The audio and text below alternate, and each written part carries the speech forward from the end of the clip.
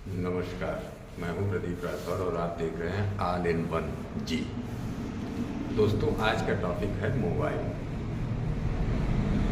Mobile की क्रांति का श्रेय अगर हम दें किसी को तो वो है प्रमोद महाजन जी, जो कि अटल जी की सरकार में सूचना प्रसारण मंत्री थे। उन्हीं की आज देन है ये, जो हर हाथ में मोबाइल है, चाहे वो गरीब हो या अमीर हो, चाहे रिक्शे वाला हो, चाहे हवाई जहाज में चलने वाला हो, हर आदमी के हाथ में मोबाइल है। वो देन है प्रमोद महाजन जी की। बात आज इस पे होनी है कि मोबाइल आदमी के लिए वरदान है या अभिशाप हो गया है। तो मोबाइल आदमी के लिए वरदान भी है और अभिशाप भी है। मोबाइल के बहुत से फायदे हैं और नुकसान भी है। फायदे ये है कि आप कहीं भी बैठ के किसी से भी बात कर सकते हैं, लाइव बात कर सकते हैं, आप सामने वाले का चेहरा देख सकते हैं। बहुत से काम ऐसे हैं जो आप अपने मोबाइल से कर सकते हैं, जैसे पैसा ही ट्रांसफ़र करना है, कहीं जा रहे हैं तो आपको जानकारी लेनी है, उसके लिए आप मैप का इस्तेमाल कर रहे हैं, या कहीं जा रहे हैं आप तो पैसा नहीं है तो पता पड़ा आपने किसी को फ़ोन किया और आपके पास मोबाइल है तो पैसा तो आपके खाते में पहुंचेगा, लेकिन आपने मोबाइल से तरह के ऐप चल रहे हैं, जैसे गूगल है, फ़ोनपे है या यूपीआई का कोई भी है, जिससे आप पैसे को ट्रांसफ़र कर सकते हैं। तो पता पड़ा आप कहीं भी हैं, पैसा नहीं है और पैसा आपके पास आ गया है, उससे आप तुरंत अपना काम कर सकते हैं। इसके अलावा भी तरह की शिक्षा के जगत में भी बहुत ज़्यादा इससे फ़ायदा हुआ है कि आप मोबाइल से पढ़ाई भी कर सकते हैं। अभी कोरोना काल में जब सब लॉकडाउन लगा तो उस समय सबसे ज़्यादा पढ़ाई के लिए बच्चे हों या बड़े हों जो अपर एजुकेशन ले रहे हैं वो हों, तो उन्होंने ऑनलाइन पढ़ाई करके अपना काम किया। ये तो फ़ायदे हैं मोबाइल के। अब मोबाइल से नुकसान क्या है? नुकसान ये है कि आदमी को ही भूल गया है। आदमी किसी से भी अब परिचित नहीं है। कारण उसका ये, अगर आप एक घर को ही ले लीजिए, उस घर में 4 मोबाइल हैं तो चारों अपने अपने मोबाइल पे देख रहे हैं, चला रहे हैं, तमाम तरह के ऐप हैं। कोई गेम खेल रहा है, कोई पिक्चर देख रहा है, कोई रील देख रहा है, कोई कुछ कर रहा है, कोई यूट्यूब चला रहा है। तो उसमें एक दूसरे की जो घनिष्ठता थी, आपस में जो जुड़ाव था, वो धीरे धीरे खत्म हो गया। आदमी के पास समय नहीं, रिश्तेदारी में जाएगा, वहाँ रुकने के लिए उसके पास समय नहीं है, लेकिन मोबाइल देखने के लिए उसके पास पूरा समय है।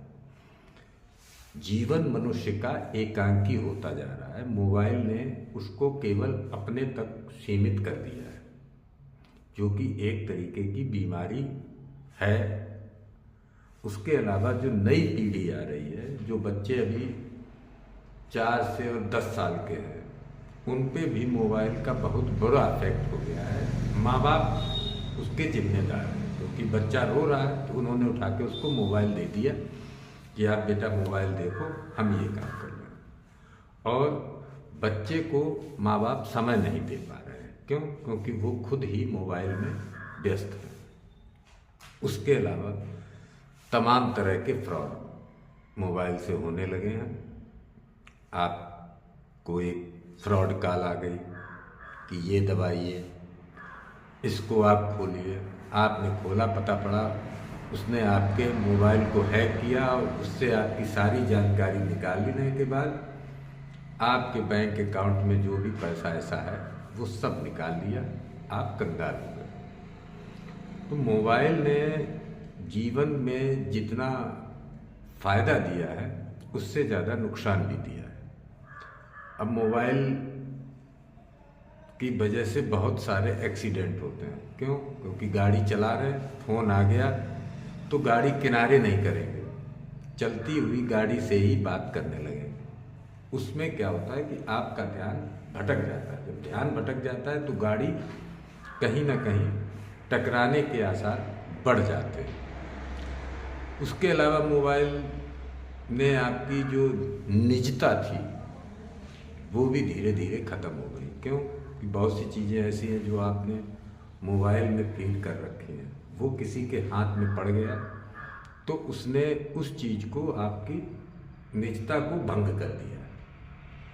उसके अलावा तरह तरह के गेम्स आ गए हैं, ऑनलाइन गेम, जो मोबाइल से लोग खेलते हैं, और वो गेम खेलना एक लत है कि इतने रुपए आप जीतेंगे कि 1.5 करोड़, जैसे ड्रीम 11 एक गेम, हजारों आदमी उसमें पैसा लगा के और नुकसान पा रहा है। उसमें फ़ायदा है कंपनियों। अब वो कैसे?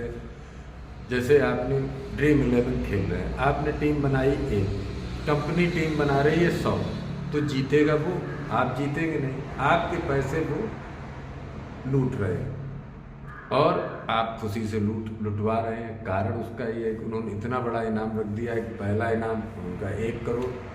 आपको 1 करोड़ का लालच जो है वो आपको गेम खिलवा रहा है। उससे क्या हो रहा है कि आप नुकसान में जा रहे हैं। तो मोबाइल ने इतने ज़्यादा आदमी को नुकसान, फ़ायदा कम है, नुकसान ज़्यादा है। मेरी तो आप लोगों से केवल एक रिक्वेस्ट है, मोबाइल एक संसाधन है जो आपके जीवन में बदलाव के लिए, तो उससे जो फ़ायदे हैं उनको तो आप इस्तेमाल करिए, जो नुकसान है उनको मत अपनाइए। समय अपने बच्चों को भी दें, समय समाज को भी दें, समय रिश्तेदारों को भी दें।